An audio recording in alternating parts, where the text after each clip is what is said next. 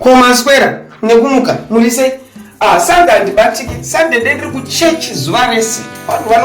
vane 14 years vachindifolowa they know Sunday andibatiki kana wati echibona matamwaranisi yeah I give it to God chinondodzoka kusvika muinbox mangu makafulaki kwini Trevor akuda kudzura kwini ndinopinda papa ati munhu akazvibatira madhakani munhu akazvibatira madhakani wakaita chindini chekuti wakunokwira hure wakatadza kubhadhara wakapisirwa imba so ndopinda papi iye mukomana kura kudaiso chiri kutadzisa kuti uroore chii over 40 years chiri kutadzisa kuti uroore chii ende une mbiri mahuresa akapinda akati kwini ndakagompa $10 yangu akatadza kutsvagera imba akatadza kutsvagera imba mumwe akadava kwini ndakatokwirwa ka3 ka4 achipota achandiswishira mari achandisendera neecocation haana kusenda une history yakaipa andakakudza kati uchafira maoko ehure chini chinodya mwene wacho ukaita matakanyanya ako isu hatirege kutaura uri public figure yeah and they know my mouthpiece of the ancestors I speak the truth saka nofunga kuzuraya enaro yeah atizoshaye cabbage rekuti tinokutsvagira cabbage iwe atizoshaye kana mabox ekudhavhuzi kana nyaradzo kana kupi kwamunetsi yoku South Africa tishaye mabox nemasikati kauzikore imwezeko yakuloni akuda kuzvura ndinda kukwenzera kuti ake ani ndiobora yakona kospraya pese vakawanda maartist anoita zvemauri asi anobhadhara anongona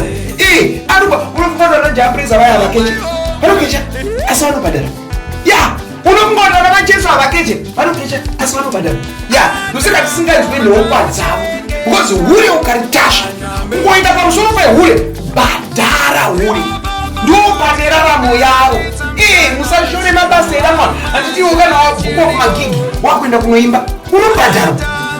cherozvo takanzwa kuti you don't have a capability of managing your finances hanzi haugoni kumanage mafinances saka mari dzacho dziri kuenda uye musikana wako engeja hauchangomuroore weyo naiwe Trevor usadaro unoziya musadzikisire rigari yedu yakomana wapfupi vakomana wapfupi musoro yenyagara inoziya but try to clean the reputation of vakomana wapfupi tina chisani akaroora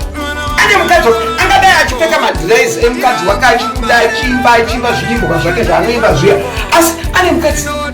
andingoni vakomana wapfupi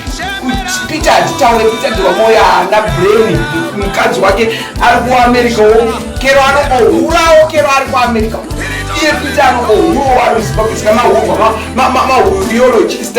basa nako but try to make it you are one of the veterans of hip-hop music in Zimbabwe wakutokundwa nevakauya musururu vanatakura vana holiten atone mukadzi chero achida mashiripita anoita asi ane mukadzi mumba anongona kukundwa nevana vadiki chiko murume mukuru kana wafunga kuzvipfudza iye munhu ari kwazvipfudza anitaure anonga kwazvipfudza ongopfudza kuti akazvukirira akadaidai isu ukaita matakanyanya ini ndotomira nemahure hapana musi wanichazombokume Trevor chiregera ndava pakuchechi ndari chipa zvakanaka ndiri praise and worship leader so that's why I say andobati ndinokuda mafo ndozodzoka mumbana 6 because I'm the praise and worship leader. So I have to be there in the church, worshiping the monarch of the universe, Adonai, El Shaddai, Hasabaoth. Those who have been going on without you, wafunga kuyendaenda mdzimia yakakamira. Unoiudza kuti kwainise mdzimia yako makandipa urombe unotyisa kudai rombe. Aiwa kana. And anyway,